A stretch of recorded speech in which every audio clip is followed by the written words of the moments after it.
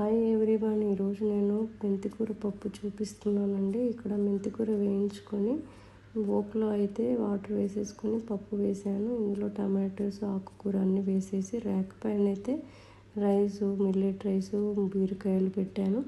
మనకి ఇక్కడ 30 మినిట్స్లో మనకి ఇక్కడ పర్ఫెక్ట్ కుక్ అయిపోయాయండి. ఇందులో మనకి విటమిన్స్ అనేది లాస్ అవ్వండి. మనకి 7 లేయర్స్ ఉండడం వల్ల లో ఫ్లేమ్లో కుక్ అవుతుంది.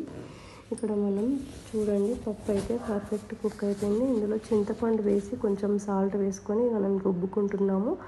తర్వాత వచ్చేసి ఇందులో మనం పోపు వేసుకోవడమే ఇంకా రెడీ అయిపోయిందండి. ఇక్కడ చూడండి, మనం ఇప్పుడు మిల్లెట్ పులిహోర ఉసిరికాయతో చేస్తున్నానండి. ఇక్కడ మనం పల్లీలు, జీలకర్ర, ఆవాలు, ఎండుమిర్చి, పచ్చిమిర్చి, కరివేపాకు, దాంతోపాటు ఉసిరికాయ తురుము వేసి ఇందులో నేను మనకు చేదు వాసన పోతుందండి. ఇందులో మిల్లెట్ రైస్ కూడా వేసి కలిపేసుకోవాలి. ఇక్కడ మనకి పులిహోర రెడీ అయిపోయింది. చూడండి ఎంత బాగుందో. ఇంత చక్కటి రెసిపీ మీకు కనుక నచ్చినట్లయితే please do like, share, subscribe to my channel friends.